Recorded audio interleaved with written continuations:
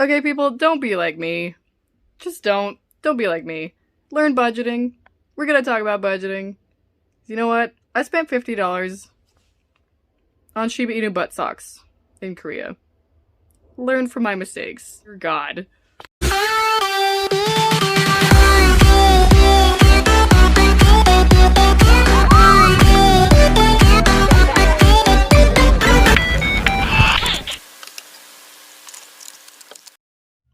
Hello to everybody. I'm Adriana, and welcome to my new YouTube subset, World Extracurricular, Cash in Particular, where we talk about building wealth on a global scale and financial wellness. In this episode, I want to talk about something that people really hate: budgeting.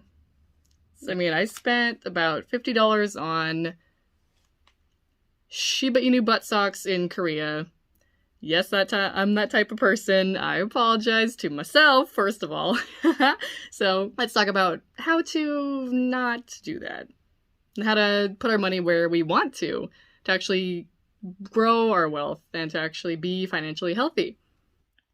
So in many ways, budgeting really is the prime first step you have to take in financial wellness. Because if you're not budgeting, a lot of your money is probably getting pulled away to things you don't really need, or to bills you don't really need, or to credit card interest rates or debts that you have to pay. So if you can master budgeting, you'll really have a strong pull on your own finances. You have a very nice financial health bar, so to speak.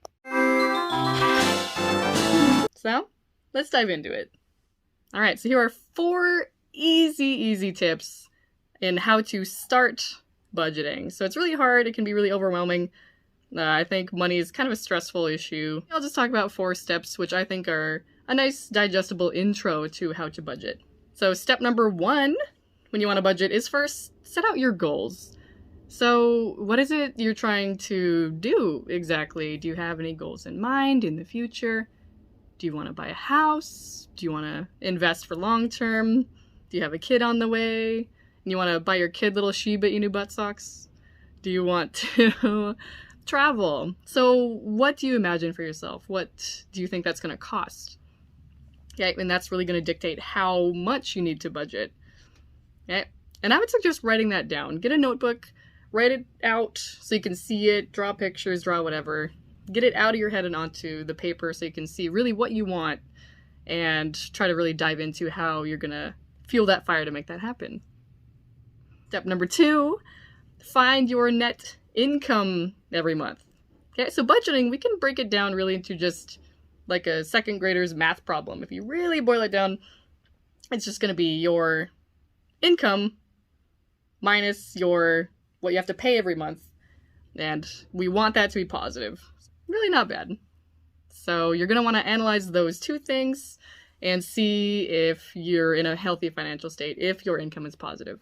Or in technical terms, you want to see if our assets, which is your income, and your liability are positive. So you want more assets than liabilities, such as debt or paying for, car loans, house loans or something. Those are essential, but you want to minimize those. So find your net income every month. So this is just going to be your paycheck. I know a lot of people try to have multiple streams of income these days. For example, if you lost your job to, COVID, I know a lot of people had a lot of problems with that. So having multiple stream of income is a good way to support yourself in hard times. And when it's not hard times, you have extra money to be able to invest or pay down debt. Okay, so find your net income every month. All right, so pretty simple. And that's after taxes. Find your net income after taxes. And step 3 this is the hard one. This is where you gonna want to be more detailed you can be, the better. I can't emphasize that more. The more detailed you can be, the better on this one. So here you're gonna want to calculate your costs, or in other words, calculate your liabilities, which for me, again, is the Shiba Inu butt socks. You're gonna want to figure out your spending habits.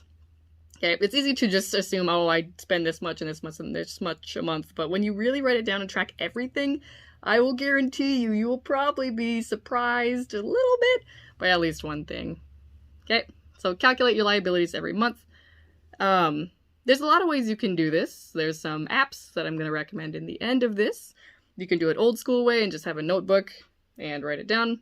I have a notebook phone, which has a little app on it, so I can write down notes. You can use Google Docs and just take a little memo anywhere on your phone. Some banks actually do it for you. Mine does it, BECU, Boeing Employees Credit Union. So check that. Your bank doing it is the most easy because they'll just put a little pie chart or something and you can see exactly how you're spending your money. You're going to want to look at that spending and then break that into what's essential. So like bills and car payments, things like that, things you have to do, and then things that are non-essential. So should be new butt socks, for example. Well, for me, these are essential, apparently, but maybe not for you. So you're going to want to look at those non-essentials and see what you can do with that money. And actually, if you can change some essentials too, if you can lessen your phone bill, if there's a contract, that's a better deal. If you can get a cheaper apartment, you can do that too. But those are a little harder to change.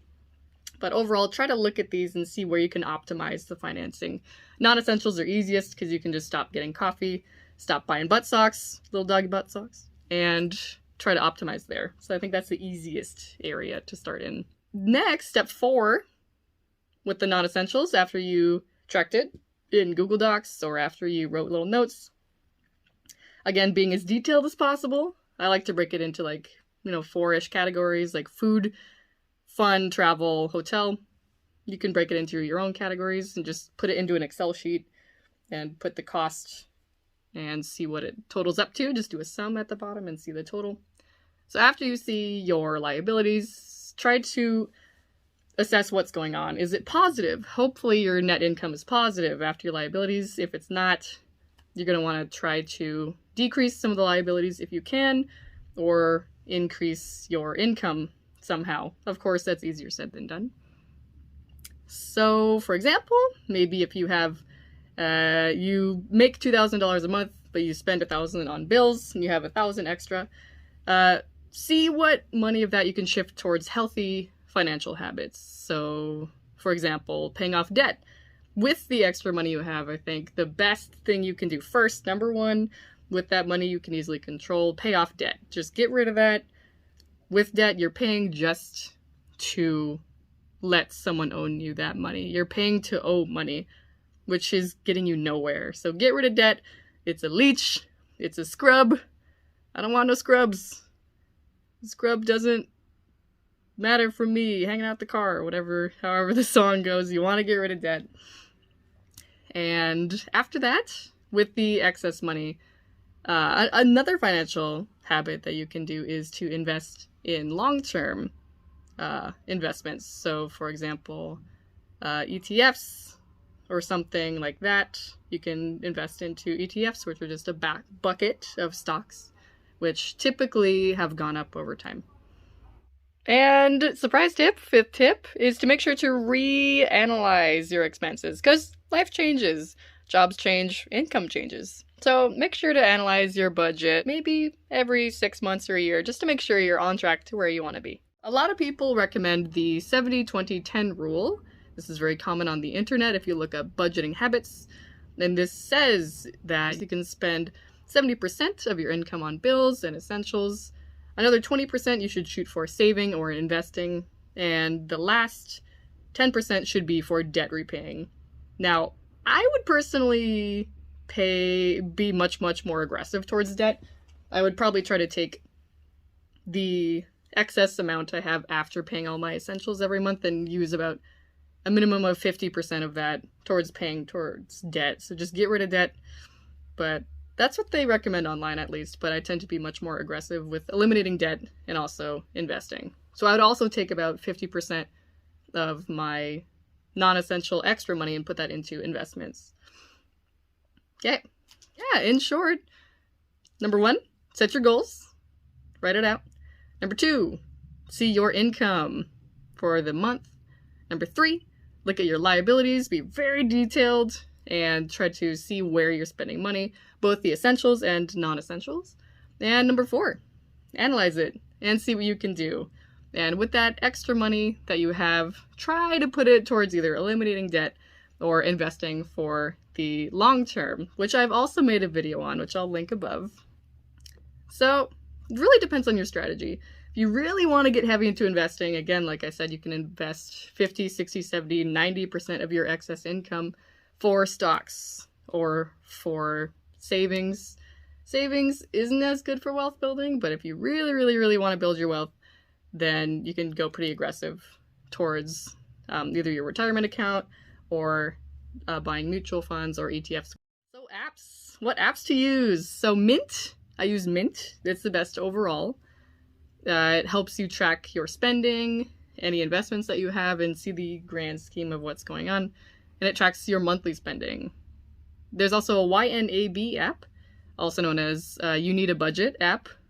Very aggressive. Damn, I know I do. So this one is the simplest. It's pretty easy to understand. It breaks down your spending into 4 categories. Next one, there's Pocket Guards. This one focuses on your spending and eliminating your unnecessary spending. And last one, we have Good Budget, which is good for couples.